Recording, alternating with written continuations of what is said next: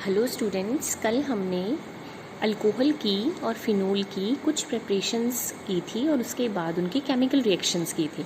आज हम अल्कोहल और फिनोल के कुछ और केमिकल रिएक्शन करेंगे। तो देखो बेटा, अगर आप अल्कोहल को कंसनट्रेटेड सल्फ्यूरिक एसिड कौन सा बेटा? Concentrated sulphuric acid. तो अगर आप अल्कोहल को कंसनट्रेटेड सल्फ्यूरिक एसिड के साथ 383 केल्विन पर हीट करोगे तो क्या होगा बेटा? जो H2SO4 है उसको आप खोल के लिख सकते हो OHSO3H। ठीक है जी। तो बेटा क्या होगा? अल्कोहल का OH और इसका H, पानी बाहर निकल जाएगा और CH3CH2 के साथ लग जाएगा OSO3H, that is ethyl hydrogen sulphate. ज़रूरी नहीं है कि आपने 2 कार्बन वाला अल्कोहल लेना है, आप 1 कार्बन वाला अल्कोहल भी ले सकते हो। उसको बेटा कंसनट्रेटेड H2SO4 के साथ ट्रीट करो एट 383 केल्विन पे। एसिड का H और अल्कोहल का OH, पानी बाहर निकल जाएगा बेटा और CH2 के साथ OSO3H आके जुड़ जाएगा। ठीक है। फिर अगेन अगर आप ये जो इथाइल हाइड्रोजन सल्फेट बना है इसमें फिर अल्कोहल डालोगे तो बेटा क्या होगा? अगेन पानी बाहर जाएगा, इसका H और इसका OH। ठीक है, अगेन पानी बाहर जाएगा, इसका H और इसका OH, पानी बाहर निकल जाएगा दिखे। और उसके बाद ये SO3 जो है किसके साथ जुड़ जाएगा? CH2 के साथ, क्योंकि CH2 वाला बॉन्ड टूटा है तो ये CH2 के साथ जुड़ के CH2CH3, देखो CH3CH2 OSO3 CH2CH3 ये बना लेगा डाई इथाइल सल्फेट। अगर बेटा आप ये इथाइल हाइड्रोजन सल्फोएट को अल्कोहल के साथ 413 केल्विन पे ट्रीट करोगे तो 413 केल्विन पे जब आप ट्रीट करोगे तो उत्तर क्या होगा? अल्कोहल का H और इसका OSO3H, H2SO4 बाहर जाएगा और CH3CH2 के साथ क्या जुड़ जाएगा? OCH2CH3। तो ये क्या बन जाएगा? ROR, that is di ethyl ether. ROR क्या होता है बेटा? Ether, that is di ethyl ether.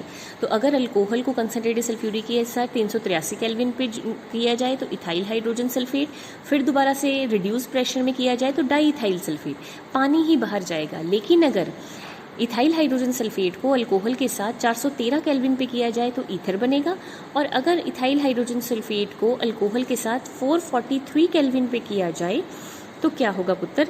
पहले तो H2SO4 बाहर चला जाएगा। ठीक है, H2SO4 बाहर चला जाएगा। फिर उसके बाद बेटा जो है इसमें से पानी भी बाहर चला जाएगा, वाटर भी बाहर जाएगा। ठीक है, वाटर भी बाहर चल जाएगा तो आपके पास 2 इथीन के मॉलिक्यूल बन जाएंगे। देखो ये जो H है, CH3 जो है इसका H, ये अपना डबल बॉन्ड यहाँ देगा, इसको बाहर निकालेगा। सिमिलरली ये वाला H इसको देके इसको बाहर निकालेगा। मैं ड्रॉ कर देती हूँ अगर आपको कोई प्रॉब्लम आए इस रिएक्शन को करने में। ठीक है, मैं आपको ड्रॉ करके दिखा देती हूँ। देखें, या तो आप सीधे ही ऐसे लिख लें कि 2 आपके पास अल्कोहल हैं, CH3 CH2 OH plus CH3 CH2 OH at 443 kelvin पे। देखो बेटा क्या होगा? इसका H और इसका OH, पानी बाहर जाएगा। कैसे बाहर जाएगा बेटा?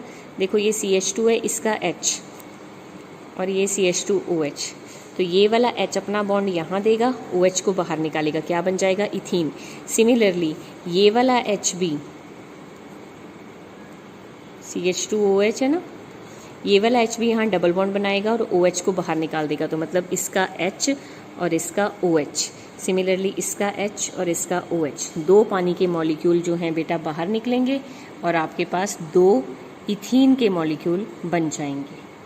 ठीक है, अगर आपको अल्कोहल की जगह आपने इथाइल हाइड्रोजन सल्फेट ले रखा है, that is CH3 CH2 OSO3H plus CH3 CH2 OH, उस केस में भी बेटा ये वाला जो H है ये अपना बॉन्ड यहाँ देगा और OSO3 को बाहर निकालेगा, और ये वाला H भी अपना बॉन्ड यहाँ देगा और OH को बाहर निकालेगा, तो एक इथीन का मॉलिक्यूल यहाँ बन जाएगा, एक इथीन का मॉलिक्यूल यहाँ बन जाएगा। तो सेम बेटा इथीन के मॉलिक्यूल ही बनेंगे जो कि यहाँ पे बन रहे हैं। तो आपने याद रखना है कि अगर अल्कोहल को 383 केल्विन पे हीट करो तो इथाइल हाइड्रोजन सल्फेट, 413 केल्विन पे हीट करो तो ईथर बनेगा और 443 केल्विन पे इथीन बनेगा। ठीक है, अगर आप अल्कोहल में डायरेक्ट पानी निकाल दो तब भी आपको ईथर और एल्कीन मिल जाएगा। देखो अगर आप 2 अल्कोहल के मॉलिक्यूल ले लो, उसमें एल्यूमिनियम ऑक्साइड डालो एट 513 से 523 केल्विन, क्या होगा बेटा? इसका H और इसका OH, पानी रिमूव हो जाएगा और आपको ईथर मिल जाएगा, CH3 CH2O CH2 CH3। अगर आप 2 अल्कोहल के मॉलिक्यूल ले लो और एल्यूमिनियम ऑक्साइड डालो 613 केल्विन में, तब भी बेटा पानी बाहर निकलेगा। देखो ये अल्कोहल है ना, इसका H और इसका OH, इस कार्बन का भी एक बॉन्ड टूटा, इस कार्बन का भी एक बॉन्ड टूटा, आपस में क्या बना लेंगे, डबल बॉन्ड। या आप ऐसे कह लो कि ये हाइड्रोजन अपना बॉन्ड यहाँ देके इस OH को बाहर निकाल गया, पानी प्लस इथीन बन गया। ठीक है, तो चाहे आप सल्फ्यूरिक एसिड से ट्रीट करो तब भी ईथर और इथीन बनता है, चाहे आप एल्यूमिनियम ऑक्साइड डालो तब भी ईथर और इथीन बनता है। Next is Friedel craft alkylation, बहुत इंपॉर्टेंट नेमिंग रिएक्शन है। देखो बेटा आपने फिनोल ले लिया है, एल्काइलेशन है तो एल्काइल हैलाइड डालना है, दिस इज़ मिथाइल क्लोराइड। तो फिनोल में आपने मिथाइल क्लोराइड डाला, क्या होगा पुत्र, ये और या तो ऑर्थो पोजीशन से H जाएगा या पैरा पोजीशन से, इसका H और इसका Cl in the presence of catalyst AlCl3, इसका H और इसका Cl, HCl बाहर चला जाएगा और ये जो CH3 है वो हाइड्रोजन की जगह लग के यहाँ पे ऑर्थो मिथाइल फिनोल बन जाएगा। ठीक है, next the most important reaction is reamer टीमन reaction. ये पेपर में बहुत बार आया है, यह आपको डायरेक्ट ऐसे आता है, कन्वर्ट फिनोल इनटू सेलिसल्डिहाइड। आपको कन्वर्जन भी आ सकती हैं, तो या तो ये नेमिंग रिएक्शन डायरेक्ट आएगा रीमन टीमन रिएक्शन, या कन्वर्जन आ जाएगी phenol into सेलिसल्डिहाइड। Most important reaction, आप अपने नोट्स में टिक कर लें, ये पेपर में आने के बहुत चांसेस हैं। And this is chloroform CHCl3, इसको कहते हैं बेटा chloroform in the presence of KOH। तो जब हम फिनोल में क्लोरोफॉर्म डालते हैं तो पुत्र क्या होगा, सबसे पहले तो जो है ये वाला H और ये बेटा Cl, HCl बाहर लग जाए, HCl बाहर निकल जाएगा और CHCl2 यहाँ पे लगे, CHCl2 लग गए, और बेटा इसका K, ठीक है, और इसका जो इसका H और इसका OH, पानी बाहर निकल जाएगा और K जो है वो H की जगह लग जाएगा, OK आ जाएगा। ठीक है, फिर उसके बाद बेटा आप दोबारा से इसमें जब KOH डालोगे तो इसका जो K है और इसका Cl, KCl बाहर निकल जाएंगे और जो OH है वो Cl की जगह लग जाएगा, OH आ गया। आपको पता है एक कार्बन पे 2 OH नहीं रह सकते, पानी बाहर निकल जाएगा। पानी कैसे बाहर निकलेगा बेटा, इसका H और इसका OH, ये H अपना बॉन्ड यहाँ देगा, OH को बाहर निकालेगा, तो C डबल बॉन्ड OH बन जाएगा, दैट इज CHO। उसके बाद अगेन HCl डालोगे बेटा, इसका K और इसका Cl, KCl बाहर निकल जाएगा, O के साथ H लग जाएगा, तो बेंजीन फिनोल के ऊपर आ गया OH and CHO, this is सेलिसल्डिहाइड। तो आपने फिनोल से बेटा क्या बना लिया, सेलिसल्डिहाइड। इस रिएक्शन का नाम है रीमर टीमन रिएक्शन। ठीक है, अगर आप रीमर टीमन रिएक्शन में फिनोल में क्लोरोफॉर्म की जगह कार्बन टेट्राक्लोराइड डाल दो बेटा, सेम रिएक्शन होना है, बस एक क्लोरीन बढ़ जाना है, इसका H और इसका Cl, HCl बाहर जाना है और CCl3 यहाँ पे लग गया, CCl, फिर 3 KOH डालोगे, इसका K 3K और इसके 3Cl, 3 KCl बाहर हो जाएंगे और कार्बन पे OH लग जाएगा। फिर बेटा कार्बन पे 2 OH नहीं रह सकते, इसका H और इसका OH, पानी बाहर निकल जाएगा और ये बन जाएगा C डबल बॉन्ड OH। ठीक है जी, अब फिर K को H में चेंज करने के लिए इसका K और इसका Cl, ये हो गया OH एंड COOH। यहाँ देखो एल्डिहाइड था तो ये सेलिसल्डिहाइड, यहाँ पे एसिड बना है तो दिस इज सेलिसिलिक एसिड। तो अगर आप फिनोल में क्लोरोफॉर्म डालोगे तो सेलिसल्डिहाइड, दैट इज रीमर टीमन रिएक्शन। अगर फिनोल में कार्बन टेट्राक्लोराइड डालोगे तो सेलिसिलिक एसिड। ये रिएक्शन का जो मैकेनिज्म है वो कार्बीन इंटरमीडिएट होता है, +1 में आपको कार्बीन पढ़ाया था, तो ये जो रिएक्शन है वो कार्बीन इंटरमीडिएट के थ्रू होता है, याद रखना। नेक्स्ट इज बेटा reaction with phthalic anhydride. Phthalic anhydride क्या होता है बेटा, आप बेंजीन ले लें, C double bond O, O, this is phthalic anhydride. इसमें फिनोल डाल दे, फिनोल क्या होता है, बेंजीन के ऊपर OH। देखो मैंने फिनोल को उल्टा लिखा है ताकि ये रिएक्शन आसानी से हो जाए, उल्टा लिखा है OH, नीचे वाला H, ये भी एक फिनोल है, बेंजीन के ऊपर OH, नीचे H। तो क्या होगा बेटा, कंसनट्रेटेड H2SO4 की हेल्प से इसका पानी बाहर जाएगा, फिनोल के 2 हाइड्रोजन और ये कार्बन का ऑक्सीजन, पानी बाहर निकल जाएगा और ये कार्बन के 2 बॉन्ड टूटे, एक इस फिनोल के साथ जुड़ जाएगा, एक इस फिनोल के साथ जुड़ जाएगा, आपको फिनोल्थलीन मिल जाएगा।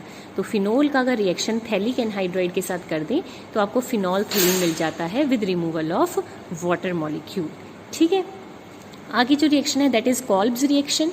कॉल्ब्स रिएक्शन में क्या लेते हैं बेटा, ये सारी नेमिंग रिएक्शन है और इंपॉर्टेंट है, आपको लर्न करने पड़ेंगे। आपको सोडियम फिनॉक्साइड ले लिया आपने, देखो फिनाइल के ऊपर ONA, that is sodium phenoxide, इसमें CO2 डाला, 4 से 7 एटमॉस्फेयर की प्रेजेंस में और 400 केल्विन की प्रेजेंस में बेटा क्या होगा, यहाँ से H निकलेगा, वो COO के साथ जुड़ेगा और COOH पूरा का पूरा यहाँ पे लग जाएगा। फिर आप इसमें HCl डालोगे, इसका Na और इसका Cl, NaCl बाहर हो जाएगा और आपको सैलिसिलिक एसिड मिल जाएगा। बेंजीन के ऊपर OH and COOH is salicylic acid. This is called Schmidt reaction. ठीक है, सैलिसिलिक एसिड बन जाता है सोडियम मिथॉक्साइड से। ये जो सैलिसिलिक एसिड बनता है इसके बहुत फ़ायदे हैं।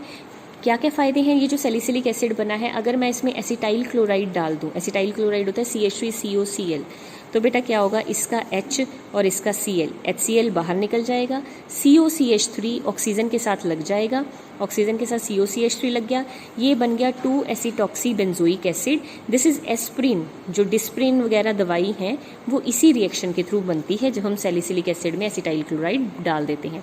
तो सैलिसिलिक एसिड का पहला फ़ायदा कि ये मेडिसिन बनाने में काम आता है। सैलिसिलिक एसिड का दूसरा फ़ायदा, अगर हम सैलिसिलिक एसिड में फिनोल डाल दें बेटा, तो क्या होगा बेटा, इसका H और इसका OH पानी बाहर निकल जाएगा और COO के साथ ये बेंजीन रिंग लग जाएगा, दैट इज C6H5। इसे कहते हैं फिनाइल सैलिसिलेट। ये एंटीसेप्टिक है, जैसे डेटॉल होता है, तो सैलिसिलिक एसिड में अगर आप फिनोल डाल दो तो डेटॉल बन जाएगा। ठीक है जी। थर्ड फ़ायदा, अगर आप सैलिसिलिक एसिड में मिथाइल अल्कोहल डाल दो, मीथेनॉल, तो क्या होगा बेटा, इसका H और इसका OH पानी बाहर निकल जाएगा, COO के साथ CH3 जुड़ जाएगा, दिस इज मिथाइल सैलिसिलेट। ये परफ्यूम का काम करता है। तो इस तरह से सैलिसिलिक एसिड से आप मेडिसिन भी बना सकते हैं by adding acetyl chloride, phenol डाल के एंटीसेप्टिक भी बना सकते हैं और मिथाइल अल्कोहल डाल के परफ्यूम भी बना सकते हैं। So these are the reaction of salicylic acid. Thank you.